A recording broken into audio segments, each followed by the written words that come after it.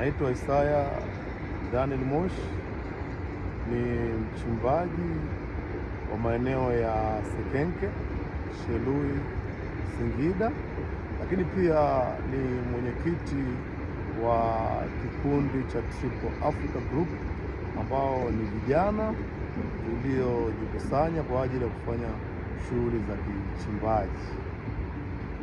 Kwanza kabisa nichukue nafasi hii kwa niaba ya wenzangu kumshukuru Mheshimiwa Rais wa Jamhuri ya Muungano wa Tanzania, Mheshimiwa Mama Samia Suluhu Hassan.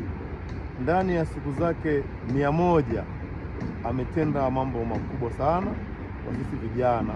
Kwanza kabisa ametuletea vifaa kwa ajili ya kufanya utafiti ambavyo ni ghali sana kwa sisi kuviafford kwa ajili ya kubainisha maeneo yenye uzalishaji, lakini pia amefuta leseni kubwa ambazo zilikuwa zifanyiwi kazi ambazo ni PLO kupitia kwa Mheshimiwa Waziri wa Madini, Mheshimiwa Anthony Peter Mavunde, na leseni zile wamezitoa kwa vikundi vya vijana ambao ni kitu cha busara sana na chenye tija kwetu sisi vijana, kwa sababu tukipewa leseni zile inakuwa ni rahisi sisi kufanya kazi kwa bidii na kujituma na kuweza kutumikia nchi yetu.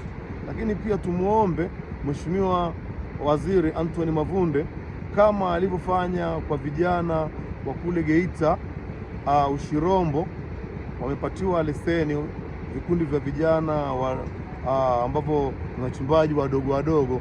Tumuombe basi kama itampendeza atukumbuke na sisi vijana wa Singida kwa kutupatia na sisi leseni, lakini si leseni tu, leseni ambazo zina maeneo yenye uzalishaji ambayo tayari yameshafanyiwa utafiti.